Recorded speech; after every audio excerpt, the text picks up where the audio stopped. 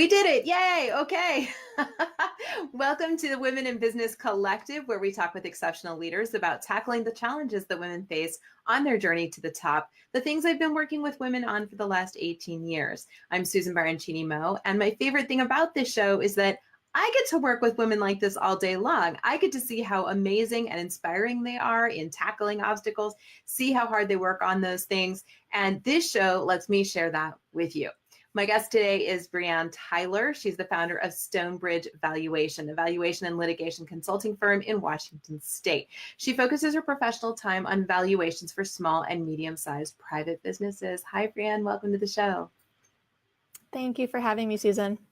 I'm so glad that you were able to get here and we got our tech working. So we did, yes. Oh, what a relief.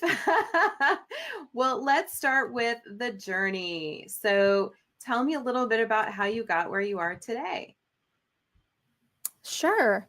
Well, my journey has certainly been one of focus. I started my undergraduate degree in accounting. I knew right out of high school that accounting and finance was the career path for me.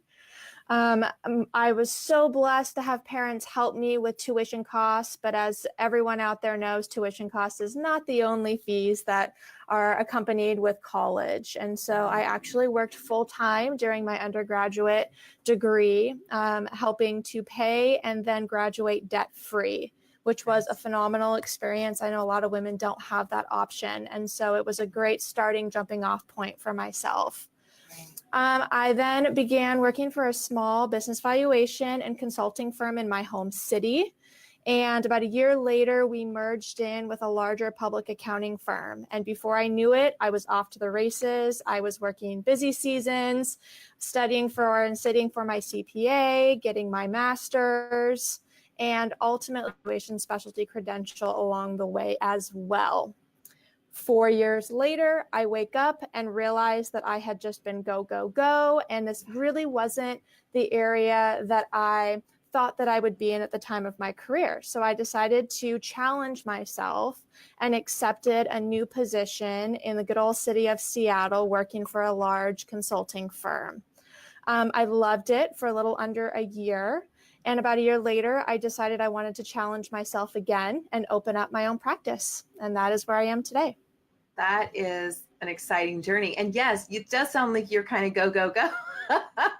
Yes. We'll talk later about taking some time for yourself and self-care. Okay, I'm just kidding. Let's talk a little bit about the obstacles that you faced, some of the challenges that you've conquered along the way, and or are still challenged or still working through. I mean, you know, many of us are, and as I say in the trailer for this show, those of us at the top, you know, we're really good at managing our challenges, or we're really good at hiding them. It's usually one or the other. So who knows which it is, but what are some of the things that you've found were obstacles for you along the way?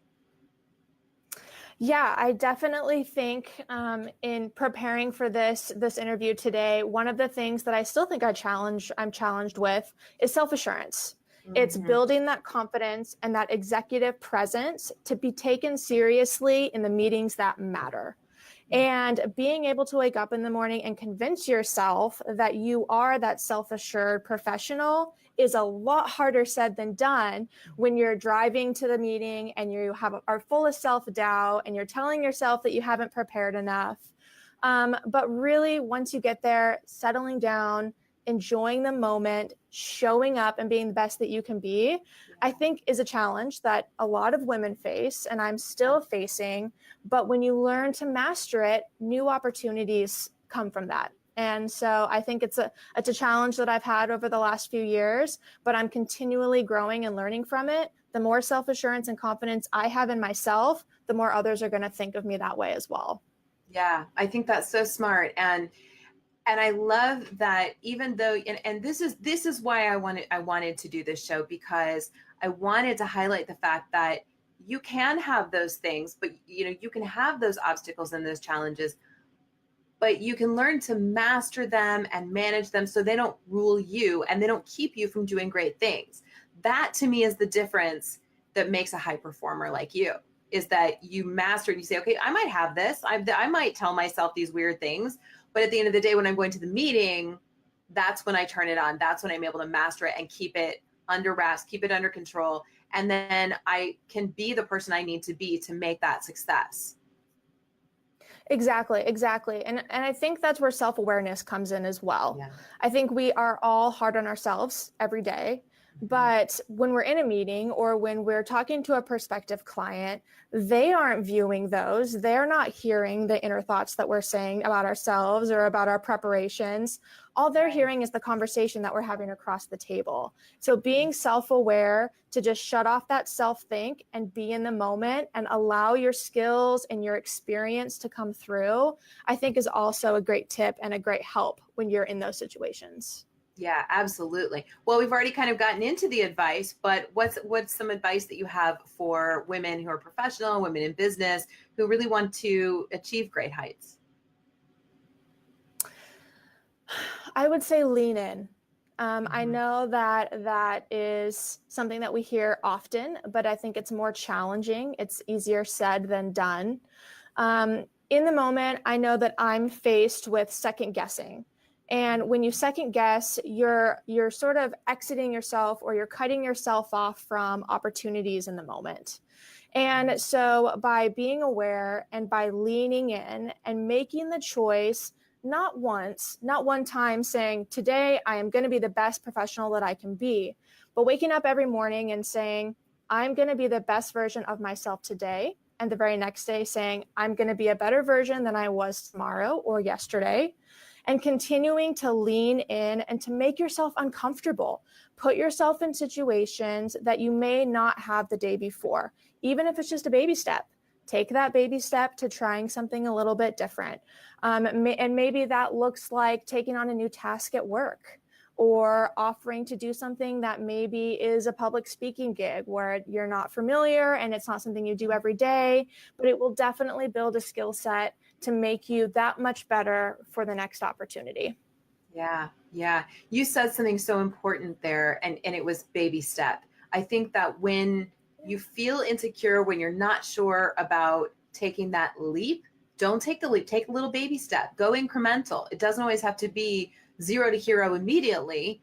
You can go in those little baby steps and challenge yourself in small ways that feel a little safer than the really big ways, and then you eventually get where you want to go. So I think that was such an important, you said a lot that was important, but that one little thing was just such an important nugget. I don't want people to miss that. I agree. I agree. And I mean, I think a challenge that I face too is impatience. You know, we live in a technological world where we are inundated with emails and ideas and marketing and our business skills that you become impatient. I mean, naturally, you want to reach that email. You want to say yes to everything. And that doesn't, at the end of the day, really get you to where you want to be. It makes you lose focus. It makes you impatient. It makes you feel like you have to do everything all the time and be superwoman every day.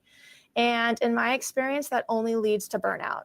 And so Absolutely. being intentional and taking those baby steps and just reminding yourself that we cannot conquer the world in a day. We can't build a practice in a day. We're not going to be the president of a Fortune 500 company in a month. Yes. And allowing ourselves that grace to take those baby steps, I believe is important as well. Absolutely. Absolutely. Yes. And I love every time someone uses the word intentional, I'm like, yes, high performer. The intentional is just such an important word to me. And I use it so frequently because I think most people don't remember to be intentional, and we let life pass us by, and we see goals and the goals whiz by. We go, oh, I wish I had, and if you're intentional with your time and your activities and how you manage yourself, you're going to get where you want to go. And I think we need to be more intentional. Absolutely. Brianne, where can people find you? My website or LinkedIn. My company name is StoneBridge Valuation. So my URL is www.stonebridgevaluation.com.